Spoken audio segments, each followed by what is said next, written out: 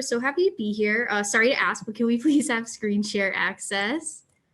And then we could go ahead and get started. But I'm Melissa, and I'm presenting with Kate today from our team. I'll tell you while that's happening. Okay, perfect. We're good to go. So obviously, here's my screen. And as Brooke said, our team partnered with NBC Boston to analyze Massachusetts, specifically municipal arrest data, which is pictured on this slide. This data was released by police departments as part of a 2018 law advocating transparency in policing. It was just released in September. The data can be found on the Massachusetts Executive Office of Public Safety and Security website. And it was particularly important to successfully sift through this because while it is public, it's very difficult to navigate. We found that in 273 communities, more Black people were arrested from 2010 to 2019 than were accounted for in the town's most recent census data. On the right, you can see the population bar versus the arrest bar per town. And on the left is just a simpler demographic for the actual difference calculated out. This is the article, which you can see. It was published April 1st alongside a video that NBC created and our data visualization thanks to Osama and Nikita. We're going to play a snippet of the video and really just let it speak for itself because it can. Let me just... Can everyone hear it? Who's being arrested in Massachusetts? Okay, let me just stop the share and I will do it again.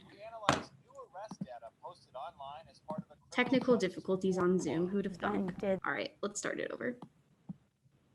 We decided to take a closer look at who's being arrested in Massachusetts. What was your takeaway? I want a little bit more detail, I guess. Teaming up with students at Boston University, we analyzed new arrest data posted online as part of a criminal justice reform law.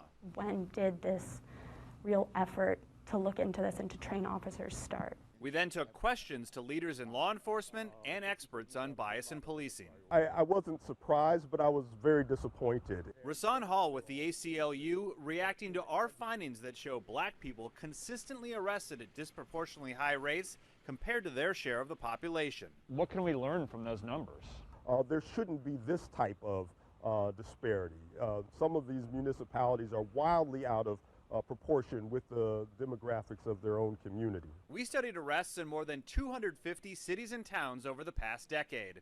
During that time, 15% of those arrested were Black people, even though they only made up about 6% of the population. While that number is striking, experts caution residential population isn't a perfect way to measure racial disparities.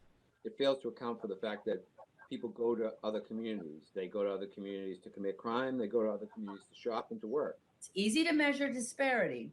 It's very difficult to isolate or parse out the causes of that disparity. We shouldn't immediately jump to the police and assume that they're doing something wrong. I remember saying, wait a minute, and then pulling up the census data again just to make sure that I had it clear. Cambridge Police Commissioner Branville Bard remembering his reaction when he took over in 2017 and first looked at the city's numbers. We found close to 40% of all people arrested over a 10-year period were Black, even though Black residents only make up a little more than 10% of the city's population. Bard told us he's committed to tackling racial disparities with officer training and education. Why is that an important thing to do? It's important because, you know, we live in a society where race permeates everything that we do. You have to measure what's going on in order to know what's going on and then to take effective actions to aim at reversing those trends. Since publishing, a Black Lives Matter advocate in Watertown has reached out to our team for her city's data so she can confront local officials, and we're currently working with her. But we know this data is just a small piece in the puzzle of understanding the state of equity and justice in policing, and that there is much more work to be done. We started this project to discover if the state's efforts for transparency in the criminal justice system were beneficial. Based on our findings, these efforts are not sufficient. To determine bias rather than just disparity, the database needs to include more information, such as where arrested individuals live. From police, we'd like to see race and ethnicity recorded more often, as well as a list of individuals' full arrest offenses included in the database. Without this information and more available, it's impossible to truly gauge bias in policing.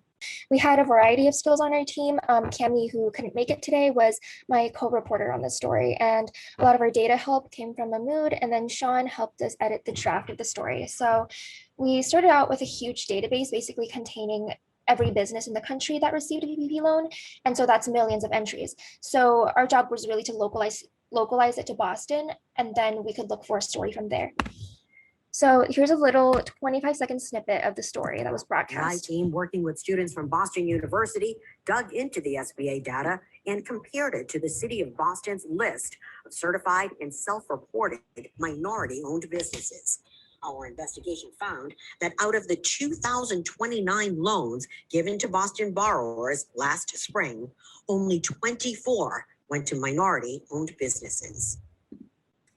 All right, so out of around 2,000 plus people who successfully got a PPP loan for the first round of loans, more than 90% of them didn't answer demographic questions that were asked on the application.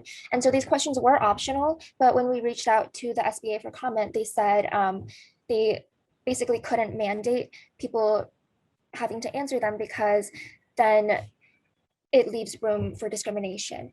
And so that's a problem because the SBA had put out a statement on its website saying that it's aiming to try and distribute money equitably, so to small businesses especially.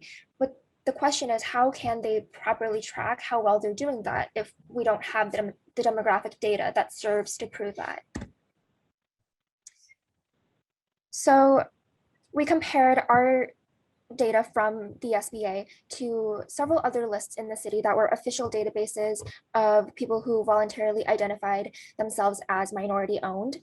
And we found that basically out of all the 2,000 something businesses listed there, only 24% got a PPP, or 24 businesses total got a PPP loan. And so that is a very, very small percentage of. This isn't even all the minority-owned businesses in Boston, but only the ones who have listed themselves as such. So this quote is from Nikia Gurley, who is the owner of Boston Beauty Bar. And so that is a Black-owned salon in downtown Boston. She applied but didn't get her loan, and she didn't get an explanation either as to why.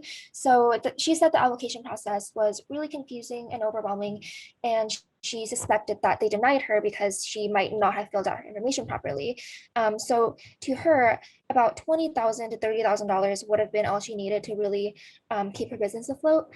But and for context, for the SBA, a loan of about $150,000 would still be considered a small loan. So she really didn't need all that much money, but she said she wasn't able to get a loan, and so she used up all her cash reserves, and if another lockdown would have happened, she would not have survived.